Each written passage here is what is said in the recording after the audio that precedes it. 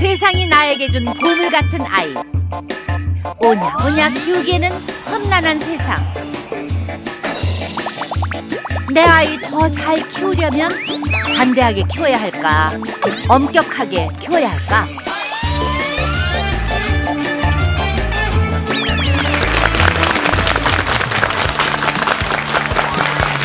네, 토크쇼 골스타의 박성입니다. 오영실입니다. 네, 오영실 씨는 나쁜 엄마라고 생각된 적 있으세요? 그렇게 어떻게 평가하세요? 아니. 뭐 이렇게 나쁘기까지 하겠어요. 그쵸. 좀 부족한 엄마. 네. 네. 오늘의 주제가 나는 나쁜 엄마일까요?입니다. 네. 이 부분에 대해서 얘기를 나눌 텐데요. 오늘도 아주 각기 경험들이 많으신 네네. 엄마 아빠 나오셨습니다. 여덟 분의 어서 오세요.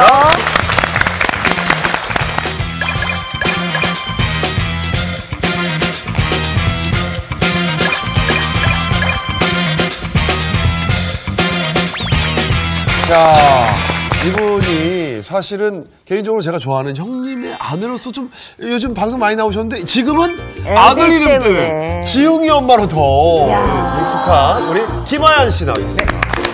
어서 오세요. 안녕하세요. 네. 이 세상에서 가장 부러운 게 애 잘 키운 엄마잖아요. 그럼요. 그러니까요. 네. 예. 행복하세요. 남편이 박수 받는 것보다 애가 박수 받는 게 더 좋잖아요. 아니에요. 저희는 찢어지시네 그냥. 뭐 아이가 똑똑한 건 잘 모르겠고요. 어쨌든 저희 아이들이 좀 밝기는 밝아요. 근데 저희는 부부가 사이가 좋아가지고 사실은 저는 아직도 남편을 보면 막 설레거든요. 그래가지고 제정신은 아니고. 근데 사랑받고 사셔서 그런지 몰라도 어쩜 저렇게 그래, 그러니까 맞아. 밝으시고 웃는 모습이 아니고 화장을 아까 그렇게 해줬어요. 네, 오늘 밝게. 밝게 해준 거예요. 그럼 그 화장 좀 같이 좀 마시지 왜 이렇게 우스갯하게 아니 같은 화장법을 쓰시지 왜. 네네네. 자, 그리고 또 한 분 모셨는데 이분이 전문가예요. 정신과 의사 정찬승 씨 모셨습니다. 네, 오늘 뭐 할 얘기가 많으실 것 같아요. 예, 저도 세 아이의 아빠입니다. 세 아이라고요?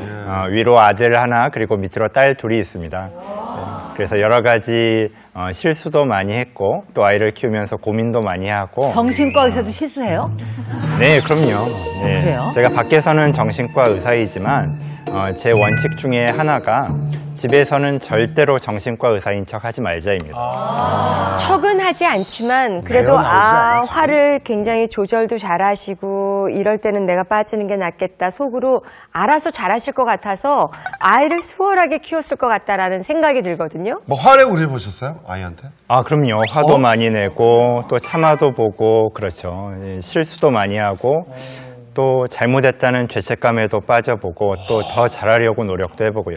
근데 정신과 의사인 게 도움이 된 건 그런 아이의 행동이나 아내의 행동에 대해서 이해하고 또 제가 제 분노나 제 흥분을 참는 데 참 도움이 됩니다. 사실 우리 주변에 보면 자식 정말 잘 키운다. 그러니까 선천적으로 아니면 뭐 소질이 뛰어난 부모의 소질이 뛰어난 분들이 있어요, 사실은. 그래요. 그런데 뭐 꽃 한 송이 피우기 위해서도 얼마를 흔들리는데 사람 하나 키울 때는 얼마나 많은 우여곡절이 있겠습니까? 정말 MC십니다. 네. 오늘 소질 많으세요. 꽃 한 송이 피웁니다. 예. 절 분석하지 마세요.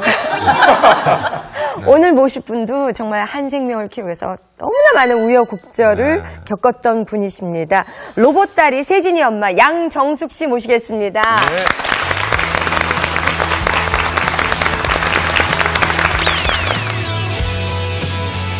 세진이는 두 다리와 손이 온전치 못하게 태어났습니다. 팔다리를 저어 앞으로 나아가야 하는 물속. 그 누구도 세진이가 들어설 수 있으리라 기대하지 않았습니다. 하지만 엄마의 생각은 달랐습니다.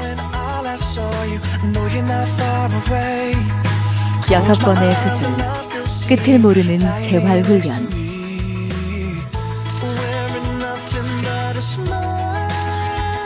엄마의 집념을 딛고 세진이는 일어섰습니다.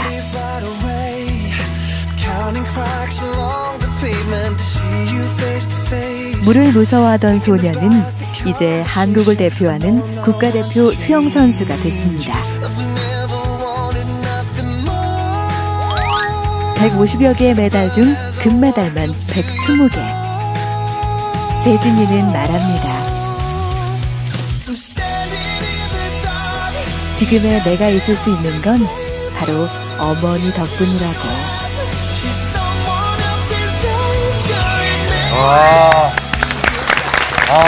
일단 박수부터 안 드릴 수가 없네. 우리 시청자 여러분께 인사 좀 부탁드리겠습니다. 안녕하세요. 저는 대한민국을 대표하는 나쁜 엄마입니다. 이렇게 얘기하시면 다른 엄마들은 뭐라 할 말이 없겠네요. 좋다고 지금 자랑 엄청 했던 분들인데. 그러니까요. 예. 아니, 아이가 로봇 딸이라고 불리운다면서요. 네. 그러니까 그 이유가 어느 정도? 예. 허벅지 절반 정도 있고 한쪽 다리는 종아리 절반 정도 있고 오른손은 이렇게 이제 붙어 있었어요. 근데 오른손은 뭐 볼펜이라도 좀 쥐었으면 좋겠어서 이렇게 갈라서 이렇게 뭘 잡을 수 있게 만들었고요. 이제 다리는 일어서야 하니까 평생 남의 엉덩이만 바라보고 살 수는 없잖아요. 그래서 일으켜 세우고 싶었어요. 그래서 의족을 한 건가요? 네, 굉장히 이제 높은 신발이라고 저는 아이에게 설명했어요. 그래서 4살 때부터 6번 수술을 했어요. 6번 걷게 하려고? 네. 의사들이 막 미쳤다고 했다면서요. 처음에 못 걸을 거라고. 의사 선생님들 이제 처음에 제가 아기 데리고 병원을 딱 갔는데 포대기를 이렇게 여시더니 엄마 돈 많아요? 그래서 왜요? 저는 아기를 좀 걷게 하고 싶은데요. 그랬더니 휠체어나 하나 사주시죠? 이렇게 얘기를 하셨는데 그 아이를 업고 나오면서 정말 제 형편에 아주 좋은 신발을 하나 샀어요. 그래서 세진이한테 보여줬어요. 걱정하지 마라. 엄마가 너 꼭 걷게 해줄 수 있어. 믿어. 엄마 할 수 있다고 생각해. 우리 내일부터 병원 찾으러 다니자. 전국에 안 가본 병원이 없고 해외에도 병원을 많이 찾으러 나갔었어요. 그렇게 정말 의사들이 걷지도 못하고 휠체어 생활을 하라고 했던 우리 세진이가 지금 국가대표 수영 선수입니다. 자, 어떤 과정을 거쳐서 그런 목표까지 달려갈 수 있었는지 지금부터 세진이 키웠던 이야기 박수로 청해 듣겠습니다.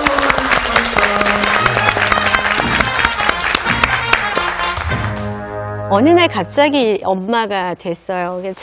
자식이라는 게 내가 원하는 대로, 내가 갖고 싶었던 대로 이렇게 나아지는 것도 아니고 얻어지는 것도 아니더라고요. 우리 세진이는 어쨌든 태어날 때부터 좀 불편한 몸으로 태어났지만 잘 키우고 싶었어요. 그게 가장 먼저 해야 되는 일은 아이가 세상과 마주보게 해야 된다는 생각을 했어요. 그래서 이렇게 세워야 하고 걷게 해야 한다라는 생각을 했어요. 그래서 정말 수많은 시행착오를 거쳐서 아이를 이제 걷게 하게 됐는데 저는 또 걷게 된 아이를 보는 순간 고민이 되더라고요. 세진아, 엄마가 생각해봤는데 걷는 것보다 넘어지는 연습을 먼저 해야 될 것 같다. 이불을 이렇게 거실에다 쭉 깔아놓고 아이를 세워놨어요. 의족을 한 아이를 6번의 수술을 해서 그 아픈 의족을 한 아이를 세워놓고 빨래하러 가면서 이렇게 밀고 설거지 하러 가면서 밀고 네, 계속 아이를 밀었어요. 넘어뜨렸어요. 그럼 이제 울고 또 일어나고 또 울고 또 일어나고 그걸 한 6개월을 했는데 나중에 이 아이가 이제 잘 넘어지는 방법을 터득을 한 거예요. 그래서 다치지 않고 넘어지는 방법을 터득을 했어요. 저는 그걸 가르치고 싶었어요. 세진아, 걷는 거 중요하지 않다. 엄마는 네가 걷는 거보다 안 다쳤으면 좋겠다. 세상 살면서 넘어졌어도 그냥 괜찮아요. 툭툭 털고 일어날 줄 아는 사람이었으면 좋겠다. 그런 마음으로 이제 아이를 걷게 했고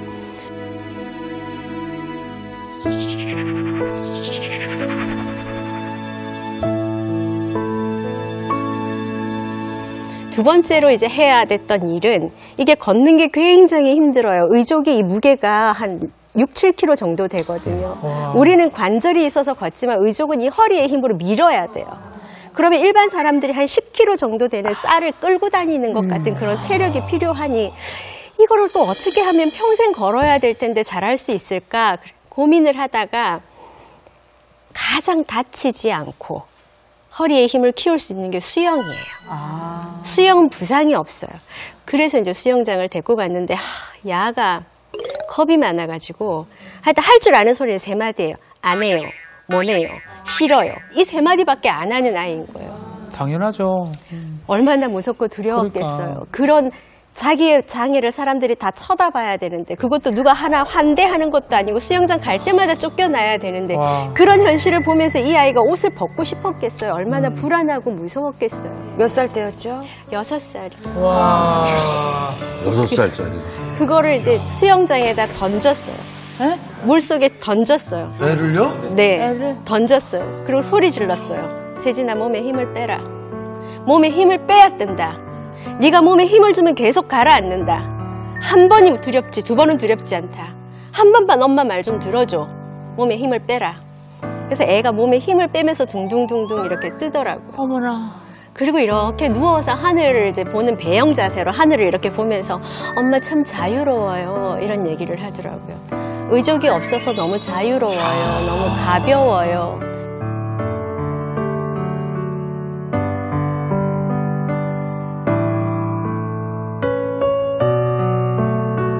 수영 선생님을 먼저 모신 게 아니고 엄마가 네. 시작을 시켰군요. 네. 아, 선생님 없이? 선생님을 구할 수가 없었어요. 아이를 왜 그렇게 가르칩니까? 알아서 모르니까. 장애 아동들을 이렇게 가르칠 수 있는 선생님도 없었을 뿐더러 수영장도 없어서 제가 대전에서 서울로 다니고 일산으로 다니고 뭐 전국 각지 안 다녀본 데가 없어요. 수영장 찾아서.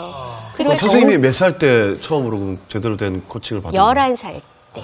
그 전까지 그냥 자기 혼자서? 네. 완전 독학을 했네, 수영을. 네. 그렇게 훌륭한 어머니인데 왜 스스로는 나쁜 엄마라고 생각을 하시는지요? 그렇게 독하게 안 했어도 우리 아이 잘할 수 있었을 텐데 내가 우리 아이의 능력과 우리 아이의 한계를 지레짐작하고 너무 독하게 다그친 게 아닌가. 좀 천천히 가도 되는데 우리 아이 좀 쉬어서 가도 되는데 막 내가 아이에게 세상을 빨리 가르쳐주고 싶고 빨리 수영을 하게 해주고 싶고 빨리 다른 친구들하고 이렇게 보폭을 맞추어서 걷게 해주고 싶은 마음에 너무 많은 욕을 한 게 아닌가. 너무 많은 부정과 거절에 대한 이야기를 한 게 아닌가. 그런 생각을 하니까 저는 내가 너무 나쁜 엄마구나. 진짜 우리 애들한테 한 번도 좋은 엄마였던 적이 없구나. 그런 반성을 하게 되더라고요. 조금 내가 덜 체근할 걸 그랬다라고 말씀하시지만 그 시기 때를 또 놓치면 계속해서 느려졌을 거 아니에요. 그러면 산에 올라가는 그 맛, 뭐 달리는 맛 이런 그렇죠. 거를 알았겠어요. 예. 그래서 저는 참 거기에 맞게 양정숙 씨가 참 아이를 잘 끌어왔다고 생각이 들어요. 세상에. 여러분들 야, 정말 위대한 어머니가 이 자리에 함께하고 계신데. 근데 그게 엄마 혼자서 그건 아니고 온 가족이 다 집안 함께 분위기도 같이, 좀 예. 그래야 되는데 집안에서 형제들이나 뭐 남편이나 다 괜찮았어요? 지금 아까 누나 얘기했죠. 누나가. 네, 이제 몇 세진이에게는 살이죠? 6살 위에 누나가 있는데 이 누나가 8살 때 이제 동생이 왔어요. 네.